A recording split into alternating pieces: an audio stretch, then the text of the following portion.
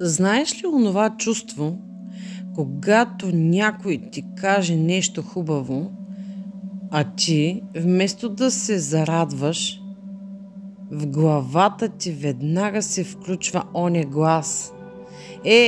Сега, не е нищо особено. То човекът сигурно го казва от любезност или пък, можеше и по-добре да стане. Ето това е обезценяването. Най-хитрият крадец на радост. Готово е да ти отмъкне всяко хубаво нещо преди още да го почувстваш. Как започва? Почти винаги от детството. Ако си израснал в дом, където похвалите бяха кът, грешките се виждаха от километри, тогава вече го знаеш. Научаваш се, че каквото и да направиш не е достатъчно. И вместо да кажеш гордея се с това, ти се пазиш с едно малко то не е кой знае какво. Как изглежда в живота? Дадат ти повишение в работата и първата ти мисъл е сигурно нямаш кой друг. Обличеш нова рокля, казвате, че ти стои супер, в главата ти. Сигурно са майтапят. Благодаря ти за оказана помощ, ти голяма работа, то беше нищо. Обезценяването е като киселина. Бавно изяжда стойността на това, което си направил, на това, което си. Какви са капаните? Хората, които обезценяват, често се чувстват празни. Колкото и да получават любов, внимание, успех, вътрешно все едно не стига. И започва голямата драма.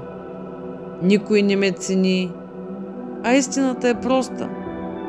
Самият ти не пускаш ценността да влезне в теб. Ще ти дам пример от живота. Жена готви вкусно, всички около нея. Виж, уникално вкусно е.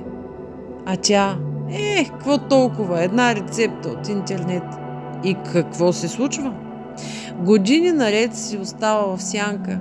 Вместо да направи бизнес, вместо да покаже таланта си, тя сама си слага капан. Не защото няма дарба, а защото вътрешният глас постоянно повтаря: то не е нищо особено. Как боли това? Никога не усещаш, че си достатъчен. Сравняваш се с другите и все излизаш на загуба. Самият ти саботираш пътя си. Щом не вярваш в стойността си, как да поискаш повече? Кои са различните лица на обезценяването? В любовта мъжът ти казва: много хубаво изглеждаш днес, а ти му връщаш: стига се подиграва. Или пък жена ти каже: много ми помогна днес, благодаря. Ти отвръщаш: глупости, нищо не съм направил. И какво става? Другият човек се чувства, че думите му ни тежат, че няма как да стигне до теб. И малко по малко любовта губи искрата си. В работата как стоят нещата?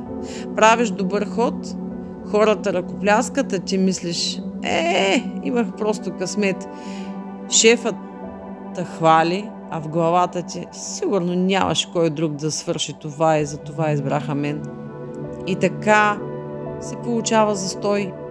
Сам се режеш крилете и не търсиш по-добри позиции. Не се изправяш за повече, защото не вярваш, че заслужаваш. В родителството детето ти казва: мамо, ти си най-добрата. А ти му отвръщаш: не, мамо, има къде по-добри майки. И знаеш ли, това вече е жестоко, защото детето чува: това, което аз мисля и чувствам, не е вярно. И започва да се съмнява в себе си. Така обезценяването се предава като наследство. Системният пласт – родовата лоялност. Обезценяването често не е само твое. То е родова тежест. Ако жените в фамилията са били пренебрегвани, подценявани, без право на глас, ти можеш да носиш тази програма. Сякаш казваш: и аз няма да бъда повече от вас. Мъжете също. Ако баща или дядо са живяли в срам или бедност, синът вътрешно си казва: не мога да бъда по-успешен от тях, и започва да подценява себе си. В констелациите това се вижда ясно. Зад личното "не съм достатъчен" често стои цяла история на един голям род. Какво се случва, ако спреш? Ако ти го спреш?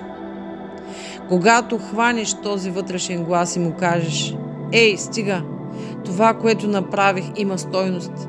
Нещо, знаеш ли, нещо се променя.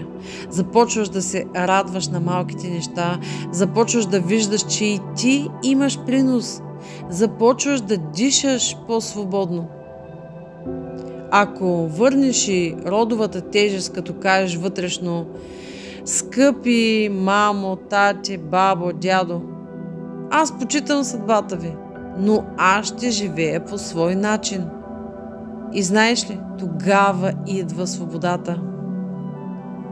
А как се лекува? Хващай се в момента, щом чуеш от себе си: то не е кой знае какво. Просто го стопирай.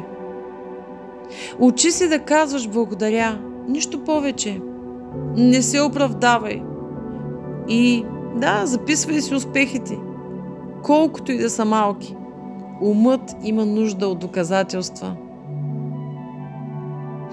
Или пък терапии, констелации. Това е начинът да се срещнеш с онова дете в теб, което е повярвало, че не струва, и да го върнеш към живота.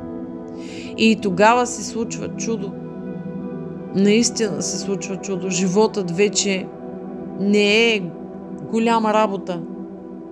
Не е кой знае какво. Животът, знаеш ли, става: да, направя го и има значение. Виж, истината е проста. Обезценяването е най-евтиният начин да продадеш живота си за жълти стотинки. И ако не го спреш днес, утре ще обезцениш и себе си.